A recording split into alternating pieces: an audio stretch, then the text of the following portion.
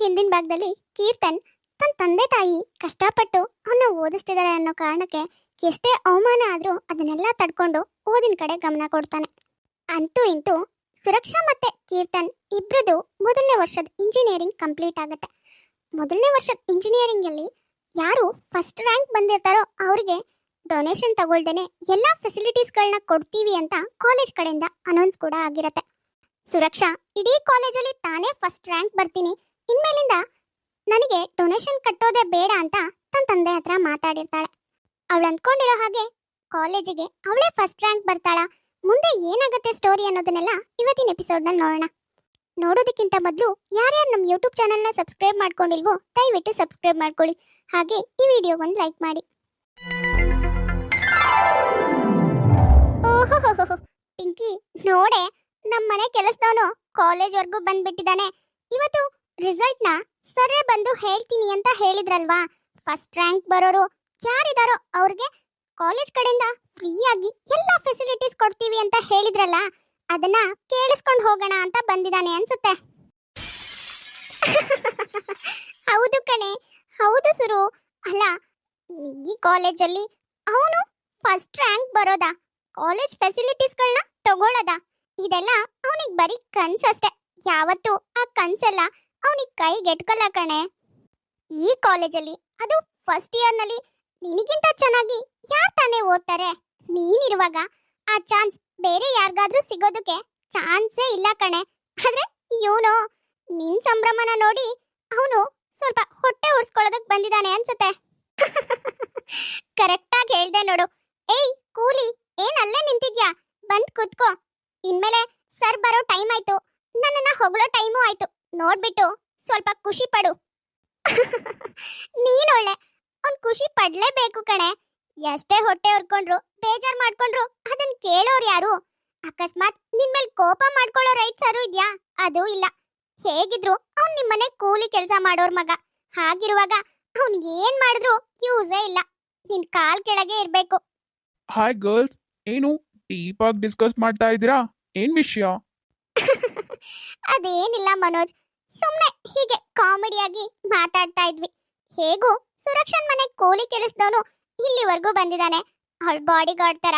ಹಾಗಿರುವಾಗ ಅವನ ಬಗ್ಗೆ ಸ್ವಲ್ಪ ಹೊಗಳ್ಬೇಕಲ್ವಾ? ನಿಜ ಅನ್ನೋ ಅದು.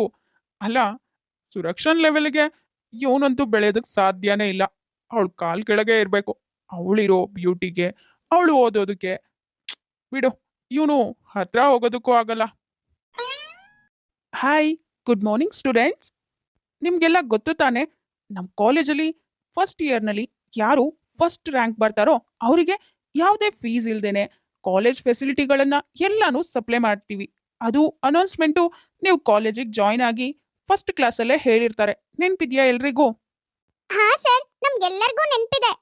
ಓಹೋ, ನೀವೆಲ್ಲ ಇಷ್ಟೊಂದು ಎಕ್ಸೈಟ್ಮೆಂಟ್ ಅಲ್ಲಿ ಹೇಳ್ತಾ ಇದ್ದೀರಾ ಅಂದ್ರೆ ಬಹುಶಃ ಎಲ್ಲರೂ ತುಂಬಾ ಚೆನ್ನಾಗಿ ಓದಿ ಎಕ್ಸಾಮ್ ಬರ್ದಿದ್ದೀರಾ ಅನ್ಸುತ್ತೆ. ಫಸ್ಟ್ ರ್ಯಾಂಕಿಂಗ್ ಎಲ್ಲರೂ ಬಂದಿದ್ದೀರಾ ಅನ್ಸುತ್ತೆ. ಫಸ್ಟ್ ರ್ಯಾಂಕ್ ಎಲ್ಲರೂ ಬಂದ್ರೆ ನಮ್ಮ ಕಾಲೇಜಲ್ಲಿ ಎಲ್ರಿಗೂ ಎಲ್ಲ ಫೆಸಿಲಿಟಿನೂ ಫ್ರೀಯಾಗಿ ಕೊಡ್ಬೇಕಾಗತ್ತೆ. ಹೇಗೆ, ನೀವೆಲ್ಲರೂ ಫಸ್ಟ್ ರ್ಯಾಂಕೇ ಬಂದಿದ್ದೀರಾ ಅನ್ಸುತ್ತೆ. ನಮ್ಮ ಕಾಲೇಜನ್ನ ಮುಚ್ಚಿಸ್ಬೇಕು ಅಂತ ಪ್ಲಾನ್ ಮಾಡಿದ್ದೀರಾ? ಅಯ್ಯೋ, ಎಲ್ರೂ ಓದ್ದೇ ಇದ್ರು ಪರವಾಗಿಲ್ಲ ಸರ್. ಸುರಕ್ಷಾ ಅಂತೂ ಓದಿ ಚೆನ್ನಾಗಿ ಬರ್ದಿರ್ತಾಳೆ. ಅವಳೇ ಈ ಸರಿ ನೀವು ಕೊಡೋ ಫ್ರೀ ಫೆಸಿಲಿಟಿನ ತಗೊಳ್ಳೋದು. ಓಹೋ, ನೀವೆಲ್ಲರೂ ತಪ್ಪು ತಿಳ್ಕೊಂಡಿದ್ದೀರಾ. ನಾನು ಆಲ್ರೆಡಿ ರಿಸಲ್ಟ್ ನೋಡ್ಕೊಂಡೇ ಬಂದೆ. ಈ ಸರಿ ಫಸ್ಟ್ ಇಯರ್ನಲ್ಲಿ ಫಸ್ಟ್ ರ್ಯಾಂಕ್ ಬಂದಿರೋದು ಸುರಕ್ಷಾ ಅಲ್ಲ, Keerthan. Keerthan, first of all thank you so much. ನೀನು ಈ ಸರಿ ತುಂಬ ಚೆನ್ನಾಗಿ ಓದಿ ಫಸ್ಟ್ ರ್ಯಾಂಕಲ್ಲಿ ಬಂದಿರೋದ್ರಿಂದ ನಮ್ಮ ಕಾಲೇಜಿಗೂ ತುಂಬ ಒಳ್ಳೆ ಹೆಸರು ಬಂದಿದ್ಯಪ್ಪ. ನಿನ್ನಿಂದಾನೇ ಇಷ್ಟೆಲ್ಲ ಆಗಿರೋದು. ಕಾಲೇಜ್ ಪರವಾಗಿ, ಎಲ್ಲರೂ ಪರವಾಗಿ ನಾನೇ ನಿನಗೆ ಥ್ಯಾಂಕ್ಸ್ ಹೇಳ್ತಾ ಇದ್ದೀನಿ. ಹಾಗೆ ಕಾಲೇಜಲ್ಲಿ ಅನೌನ್ಸ್ಮೆಂಟ್ ಮಾಡಿರೋ ಹಾಗೆ ನೆಕ್ಸ್ಟು ಇನ್ನು 2 ವರ್ಷ ನೀನು ಯಾವುದೇ ಫೀಸ್ ಆಗಲಿ ಅಥವಾ ಏನೇ ಒಂದಾದರೂ ಫ್ರೀಯಾಗಿ ಉಪಯೋಗ ಮಾಡ್ಕೊಳ್ಬೋದು, ಆಯಿತಾ? ಯಾವುದೇ ಫೀಸ್ ಕಟ್ಟೋದು ಬೇಡ. ಎಲ್ಲ ಫೆಸಿಲಿಟೀಸ್ಗಳನ್ನು ಫ್ರೀಯಾಗಿ ನಾವೇ ಕೊಡ್ತಾ ಇದ್ದೀವಿ. ನೀನು ತುಂಬ ಚೆನ್ನಾಗಿ ಓದಿ ನೆಕ್ಸ್ಟ್ 2 ಇಯರ್ ಕೂಡ ಫಸ್ಟ್ ರ್ಯಾಂಕಲ್ಲೇ ಪಾಸ್ ಆಗಬೇಕು, ಆಯಿತಾ? Okay sir, thank you so much sir. ನೀವು ಇಷ್ಟೊಂದು ಸಪೋರ್ಟ್ ಮಾಡ್ತಾ ಇರುವಾಗ ನಾನು ಕಷ್ಟಪಟ್ಟು ಓದಿ ಈ ಕಾಲೇಜ್ ಹೆಸರನ್ನ ಉಳಿಸ್ತೀನಿ ಸರ್. Thank you. ವಾಟ್? ಅಂದ್ರೆ ಸುರಕ್ಷಾ ನೀನು ಫಸ್ಟ್ ರ್ಯಾಂಕ್ ಬಂದೇ ಇಲ್ಲ? ಅಲ್ಲ ಅಲ್ಲ, ಕೀರ್ತನನ ಹಾಗೆಲ್ಲ ಅವಮಾನ ಮಾಡ್ತಾ ಇದ್ದೆ.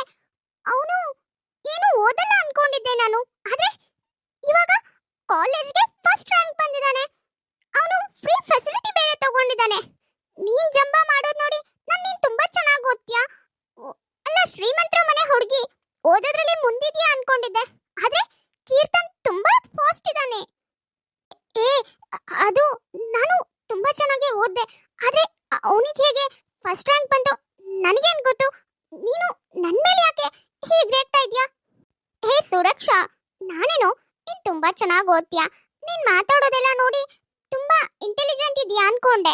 ಆದ್ರೆ ನೀನು ಆ ಕೀರ್ತನ್ಗಿಂತಾನು ತುಂಬಾ ಪೂರ್ ಇದೆಯಾ. ನೀನು ಶ್ರೀಮಂತಲು ಮಾತ್ರನೇ, ಆದ್ರೆ ಅವನು ತುಂಬಾ ಇಂಟೆಲಿಜೆಂಟ್ ಇದ್ದಾನೆ. ಬಡವ ಆದ್ರೆ ಏನಾಯ್ತು, ಇಂಟೆಲಿಜೆಂಟ್ ಅವನಿಗೆ ತುಂಬಾನೇ ಇದೆ. ಹೋಗಿ ಹೋಗಿ ನಾನು ನಿನ್ನನ್ನ ಫ್ರೆಂಡ್ ಮಾಡ್ಕೊಳ್ಳೋ ಬದಲು ನಾನು ಅವನ್ನ ಫ್ರೆಂಡ್ ಮಾಡ್ಕೊಂಡಿದ್ರೆ ನನಗೆ ಗೊತ್ತಾಗದೇ ಇರೋ ಪ್ರಾಬ್ಲಮ್ಸ್ನ ಅವನು ಹೇಳ್ಕೊಡ್ತಾ ಇದ್ದ. ಛೇ, ಎಂತ ಕೆಲಸ ಮಾಡ್ಬಿಟ್ಟೆ ನಾನು. ನಾನು ಇವಾಗಲೇ ನಿನ್ನ ಫ್ರೆಂಡ್ಶಿಪ್ನ ಬ್ರೇಕ್ ಮಾಡಿ ಅವನ ಫ್ರೆಂಡ್ಶಿಪ್ನ ಕಂಟಿನ್ಯೂ ಮಾಡ್ತೀನಿ. Okay? You are right Pinky, ನೀನು ಹೇಳ್ತಿರೋದು ಸರಿಯಾಗಿದೆ. ಮೊದಲು ಹೋಗಿ ನಾವು ಕೀರ್ತನ್ನ ಮಾತಾಡಿಸ್ಬಿಟ್ಟು ಸಾರಿ ಕೇಳಬೇಕು. ಸುಮ್ಮನೆ ಈ ಸುರಕ್ಷಾನ ನಂಬ್ಕೊಂಡು ಪಾಪ ಅವನಿಗೆ ತುಂಬ ಹರ್ಟ್ ಆಗೋ ಹಾಗೆ ಮಾತಾಡಿದ್ವಿ ನಾವು. ಇವಳೇ ರಾಂಗ್ ಇದ್ದಾಳೆ, ನಾವೇ ಇವಳನ್ನ ನಂಬಾರ್ದಿತ್ತು. ಮೊದಲು ಹೋಗಿ ಅವನ ಹತ್ರ ಸಾರಿ ಕೇಳೋಣ. ಅವನು gentleman, it's a good boy. I am really sorry Keerthan. ನಾನು ಅವಳ ಮಾತನ್ನ ಕೇಳ್ಬಿಟ್ಟು ನಿನ್ ಬಗ್ಗೆ ತುಂಬಾನೇ ತಪ್ಪು ತಿಳ್ಕೊಂಡ್ಬಿಟ್ಟೆ. I am really sorry. Okay, let's me friends. ಛೇ, ಅಲ್ಲ, ನನ್ನ ಜೊತೆಗಿದ್ದವರು ಇವನು ಫಸ್ಟ್ ರ್ಯಾಂಕ್ ಬಂದ ಅಂದ ಕೂಡ್ಲೇನೆ ಎಷ್ಟು ಬೇಗ ಅವನ ಕಡೆ ವಾಲ್ಬಿಟ್ರು. ಅವನು ನನ್ಗಿಂತಾನು ಚೆನ್ನಾಗಿ ಓದಿ ಫಸ್ಟ್ ರ್ಯಾಂಕ್ ತಗೊಂಡಿದ್ದಾನೆ. ಇವತ್ತು ಕಾಲೇಜಲ್ಲಿ ಎಲ್ಲರ ಮುಂದೆ ನನ್ನ ತಲೆ ತಗ್ಸೋ ಹಾಗೆ ಮಾಡ್ಬಿಟ್ಟ. ಅಮ್ಮ ಯಾವಾಗ್ಲೂ ಹೇಳ್ತಾ ಇದ್ಲು ನಿನಗಿಂತಾನು ಅವನೇ ಚೆನ್ನಾಗಿ ಓದ್ತಾನೆ ಅಂತ. ಅದನ್ನ ಅವ್ನು ಪ್ರೂವ್ ಮಾಡ್ಬಿಟ್ಟ. ಇವಾಗ ಮನೆಗೆ ಹೋದ್ರೆ ಅಮ್ಮ ಮತ್ತೆ ನನ್ನ ಕಂಪೇರ್ ಮಾಡ್ತಾಳೆ. ಎಲ್ಲ ಇವನಿಂದಾನೇ ಆಗಿದ್ದು. ನಮ್ಮ ಮನೆ ಕೂಲಿ ಕೆಲಸ ಮಾಡ್ಕೊಂಡು ಮನೇಲಿ ಬಿದ್ದಿದ್ರೆ ನಾನು ಇವನ್ ಮುಂದೆ ಅವಮಾನ ಆಗ್ತಾನೆ ಇರ್ಲಿಲ್ಲ, ಇಷ್ಟೆಲ್ಲ ನಡೆಯೋಕ್ಕೂ ಬಿಡ್ತಾ ಇರ್ಲಿಲ್ಲ.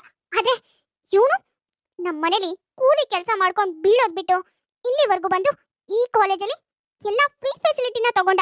ಛೇ, ಎಷ್ಟೆಲ್ಲ ಕನ್ಸಿಟ್ಕೊಂಡಿದ್ದೆ ನಾನು ಫಸ್ಟ್ ರ್ಯಾಂಕ್ ಬರ್ತೀನಿ, ಕಾಲೇಜಲ್ಲಿ ನನ್ನ ಹೊಗಳ್ತಾರೆ, ಎಲ್ಲರೂ ಫ್ರೀ ಫೆಸಿಲಿಟೀಸ್ ಬಗ್ಗೆ ನನಗೆ ಸಿಕ್ಕಿರೋದು ಅಂತ ಮಾತಾಡ್ಕೋತಾರೆ ಅಂತ ತುಂಬಾನೇ ಕನ್ಸ್ಕೊಂಡಿದ್ದೆ. ಆದ್ರೆ ನನ್ನ ಕನ್ಸನ್ನೆಲ್ಲ ನುಚ್ಚು ನೂರು ಮಾಡ್ದ. ಇವನು ನನಗಿಂತಾನು ಚೆನ್ನಾಗಿ ಓದಿ ನನಗಿಂತಾನು ಫಸ್ಟ್ ರ್ಯಾಂಕ್ ಬಂದ. ಊರಲ್ಲಿ ಎಲ್ಲರೂ ಹೇಳ್ತಾರೆ ಜಮೀನ್ದಾರ್ ಮಗಳಿಗಿಂತಾನು ನಮ್ಮ ಸಾವಿತ್ರಿ ಮಗ ತುಂಬಾ ಚೆನ್ನಾಗಿ ಓದ್ತಾನೆ, ತುಂಬಾ ಚೆನ್ನಾಗಿ ಓದಿ ಫ್ರೀ ಫೆಸಿಲಿಟಿಗಳನ್ನ ತಗೊಂಡಿದ್ದಾನೆ. ಸಾವಿತ್ರಿ ಕಷ್ಟಪಟ್ಟು ಓದಿಸಿದ್ದಕ್ಕೂ ಸಾರ್ಥಕ ಆಯ್ತು ಅಂತ ಎಲ್ಲರೂ ಅವ್ರನ್ನೇ ಹೊಗಳ್ತಾರೆ. ಎಲ್ಲಾನು ಇವನಿಂದಾನೇ ಆಗಿದ್ದು. ಇಲ್ಲ, ಇದನ್ನ ಹೀಗೆ ಮುಂದುವರಿಯೋದಕ್ಕೆ ಬಿಡೋದೇ ಇಲ್ಲ. ಅದ್ ಹೇಗೆ ನನಗಿಂತಾನು ಟಾಪ್ ಲೆವೆಲ್ ಅಲ್ಲಿ ಈ ಕೂಲಿ ಇರ್ತಾನೆ ನಾನು ನೋಡ್ತೀನಿ. ಹೇಗಾದ್ರೂ ಮಾಡಿ ಇವನು ಈ ಕಾಲೇಜಿಗೆ ಫಿಟ್ ಅಲ್ಲ ಅನ್ನೋ ತರ ನಾನ್ ಪ್ರೂವ್ ಮಾಡ್ತೀನಿ. ಇವನೇ ನನ್ಗೆ ಈ ಕಾಲೇಜ್ ಬೇಡ ಅಂತ ಬಿಟ್ಟು ಹೋಗ್ಬೇಕು. ಹಾಗೇನಾದ್ರೂ ಮಾಡೇ ಮಾಡ್ತೀನಿ. ಒಟ್ನಲ್ಲಿ ನನ್ನ ವ್ಯಾಲ್ಯೂ ಇವನ್ ಮುಂದೆ ಕಡಿಮೆ ಆಗ್ಲೇಬಾರ್ದು. ಇವನಿಂದ ನನ್ನ ವ್ಯಾಲ್ಯೂ ಕಡಿಮೆ ಆಗತ್ತೆ ಅಂದ್ರೆ ನಾನು ಅದನ್ನ ನೋಡ್ಕೊಂಡು ಸುಮ್ಮನೆ ಇರೋ ಮಗಳೇ ಅಲ್ಲ. ನಾನು ಜಮೀನ್ದಾರ್ ಮಗಳು. ನಾನು ಜಮೀನ್ದಾರ್ ಮಗಳಾಗಿ ಈ ಕೂಲಿ ಎದುರಿಗೆ ತಲೆ ತಗ್ಸೋ ಕೆಲಸ ಮಾಡ್ಕೋತೀನ? ಚಾನ್ಸೇ ಇಲ್ಲ. ಕಾಲೇಜಲ್ಲಿ ತಾನೇ ಫಸ್ಟ್ ರ್ಯಾಂಕ್ ಬರ್ತೀನಿ, ಕಾಲೇಜಿನ ಫ್ರೀ ಫೆಸಿಲಿಟಿಗಳನ್ನ ತಾನೇ ತಗೋತೀನಿ ಅಂತ ಸುರಕ್ಷಾ ತುಂಬಾನೇ ಜಂಬ ಕೊಚ್ಕೊಂಡಿರ್ತಾಳೆ. ಆದ್ರೆ ಅಲ್ಲಿ ಅವಳು ಅಂದ್ಕೊಂಡ ಹಾಗೆ ಯಾವುದೂ ಆಗಲ್ಲ. ಯಾಕೆ ಅಂದ್ರೆ ಕೀರ್ತನ್ ತುಂಬಾ ಚೆನ್ನಾಗಿ ಓದಿ ಕಾಲೇಜಲ್ಲಿ ಫಸ್ಟ್ ರ್ಯಾಂಕ್ ಬಂದಿರ್ತಾನೆ. ಹಾಗಾಗಿ ಕಾಲೇಜಿನ ಪ್ರತಿಯೊಂದು ಫ್ರೀ ಫೆಸಿಲಿಟಿಗಳು ಅವನಿಗೆ ಹೋಗುತ್ತೆ. ಸುರಕ್ಷಾ ಇಷ್ಟೊತ್ತು ಸುಮ್ಮನೆ ಜಂಬ ಕೊಚ್ಕೊಂಡಿರೋದು ಅಂತ ಗೊತ್ತಾದ ಕೂಡ್ಲೇನೆ ಫ್ರೆಂಡ್ಸಿಗೆಲ್ಲ ಕೀರ್ತನ್ ಮೇಲೆ ಒಳ್ಳೆ ಒಪಿನಿಯನ್ ಬರುತ್ತೆ. ಹಾಗಾಗಿ ಅವನ ಹತ್ರ ಹೋಗಿ ಸಾರಿ ಕೇಳಿ ಅವನ ಫ್ರೆಂಡ್ಶಿಪ್ನ ಕಂಟಿನ್ಯೂ ಮಾಡಬೇಕು ಅಂತ ಡಿಸೈಡ್ ಆಗ್ತಾರೆ. ಇದರಿಂದ ಸುರಕ್ಷನಿಗೆ ತುಂಬಾನೇ ಕೋಪ ಬರುತ್ತೆ. ಇದೇ ಕೋಪದಲ್ಲಿ ಹೇಗಾದ್ರೂ ಮಾಡಿ ಅವನಿಗೆ ಅವಮಾನ ಮಾಡಬೇಕು, ಕಾಲೇಜಿಂದ ಹೊರಗೆ ಹಾಕ್ಬೇಕು, ಸ್ಟಡೀಸ್ನ ಕಂಪ್ಲೀಟ್ ಮಾಡಕ್ ಬಿಡಬಾರ್ದು ಅಂತ ಇವಳ ತಲೆಯಲ್ಲಿ ಓಡ್ತಾ ಇದೆ. ಮುಂದೆ ಏನ್ ಮಾಡ್ತಾಳೆ ಇನ್ನು? ಪಾಪ ಕೀರ್ತನ್ಗೆ ಏನೆಲ್ಲ ಕಷ್ಟ ಕೊಡ್ತಾಳೋ ಏನೋ ಅನ್ನೋದನ್ನೆಲ್ಲ ನೆಕ್ಸ್ಟ್ ಎಪಿಸೋಡ್ನಲ್ಲಿ ನೋಡೋಣ. ನೋಡಿದ್ರಲ್ಲ ವೀಕ್ಷಕರೇ, ಇವತ್ತಿನ ಈ ಎಪಿಸೋಡ್ ನಿಮ್ಗೆ ಇಷ್ಟ ಆಗಿದ್ರೆ ಪ್ಲೀಸ್ ನಮ್ಮ ಯೂಟ್ಯೂಬ್ ಚಾನಲ್ನ ಸಬ್ಸ್ಕ್ರೈಬ್ ಮಾಡ್ಕೊಳ್ಳಿ, ಲೈಕ್ ಮಾಡಿ, ಶೇರ್ ಮಾಡಿ, ಹಾಗೆ ಕಮೆಂಟ್ ಮಾಡಿ. ತುಂಬ ಜನ ಹಾಗೆ ವಿಡಿಯೋಸ್ ನೋಡ್ತಾ ಇದ್ದೀರಾ. ಯಾರ್ಯಾರು ಹಾಗೆ ವಿಡಿಯೋಸ್ ನೋಡ್ತಾ ಇದ್ರೋ ದಯವಿಟ್ಟು ಸಬ್ಸ್ಕ್ರೈಬ್ ಮಾಡ್ಕೊಳ್ಳಿ. ಹಾಗೆ ಪಕ್ಕದಲ್ಲೇ ಇರೋ ಬೆಲ್ ಐಕಾನ್ನ ಕ್ಲಿಕ್ ಮಾಡಿ ಆಲ್ ಅನ್ನೋದನ್ನ ಸೆಲೆಕ್ಟ್ ಮಾಡಿ. ನೆಕ್ಸ್ಟ್ ಯಾವುದೇ ವಿಡಿಯೋ ಹಾಕಿದ್ರು ನೋಟಿಫಿಕೇಶನ್ ಬರುತ್ತೆ. ನೋಟಿಫಿಕೇಶನ್ ಮೂಲಕ ನೀವು ವಿಡಿಯೋನ ನೋಡ್ಬೋದು. ಸರಿ, ಹಾಗಾದರೆ ನಾವಿನ್ನ ಹೊರಡ್ತೀವಿ. ನೆಕ್ಸ್ಟ್ ಎಪಿಸೋಡ್ನಲ್ಲಿ ಮತ್ತೆ ಸಿಗ್ತೀವಿ.